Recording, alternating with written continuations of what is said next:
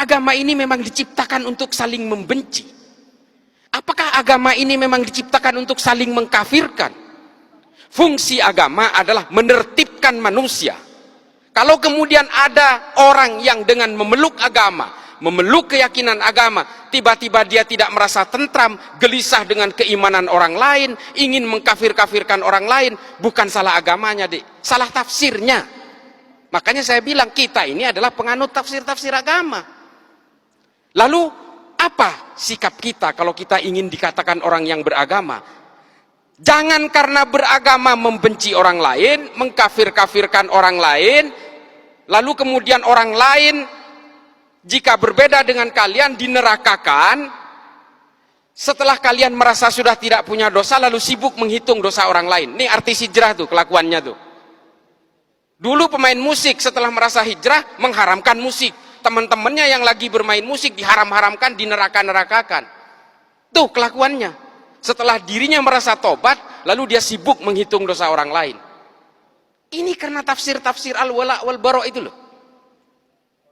Ini betul-betul menjadi concern saya. Makanya kalau kalian lihat di TV, saya selalu menentang ini. Ayolah bawa agama Islam ini, termasuk agama-agama lain ini, tolong bawa deh ke dalam arah kedamaian, anti kebencian, anti kekerasan. Itu baru beragama namanya.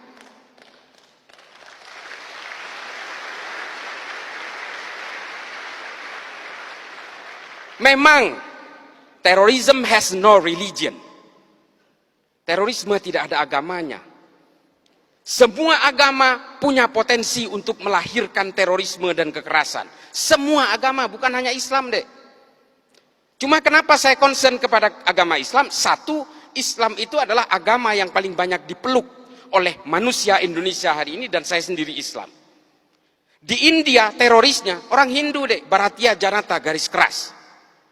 Di Myanmar siapa terorisnya? Orang Buddha, Dek. Namanya Asin Wiratu. Apakah di Jerman itu ada teroris? Ada, Protestan. Namanya Baader-Meinhof, nama kelompoknya.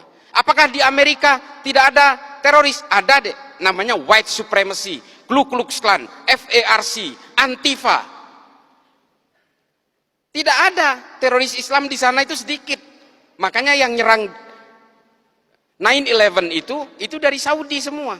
Saya ada di sana waktu itu. Saya tinggal di Amerika kurang lebih 6 tahun. Ketika 9/11 saya tinggal di sana.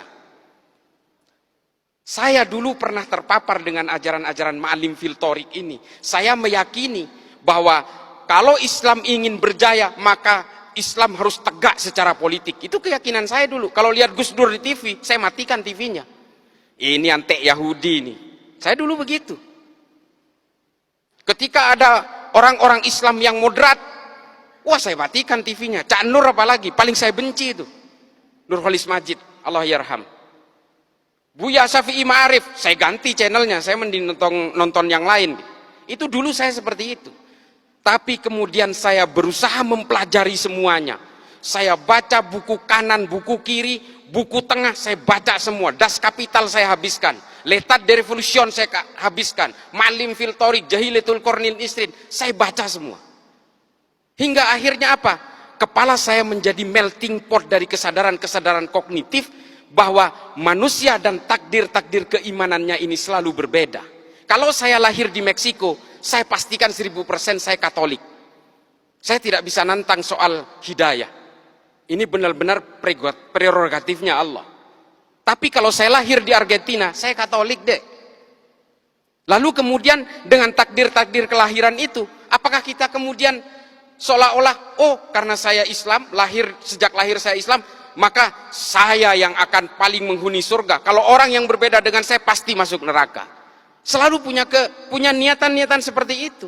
Demikian juga dengan orang yang Kristen, kalau kalian mau percaya.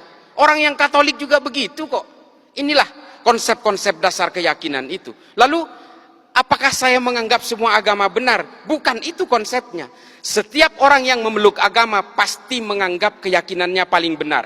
Persoalannya, apakah dengan menganggap keyakinan saya yang paling benar, apakah saya harus menyalah-nyalahkan keyakinan orang lain? Kan nggak harus. Itu adalah kesalahan besar, offsetnya di situ. Dengan mengatakan istri saya cantik, saya tidak harus mengatakan istri orang lain jelek kok.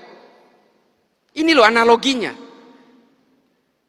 Maka kemudian Habib Ali Al-Jufri membuat sebuah buku, judulnya Al-Insaniyah Qabla Tadayyun. Mengenal kemanusiaan lebih dulu sebelum mengenal agama.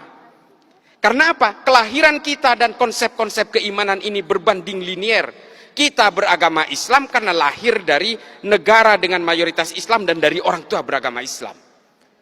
Kalau kita ini lahir di negara-negara dengan beragama Hindu misalnya, di India, kita lahir di Jammu misalnya, bisa jadi kita ini Hindu.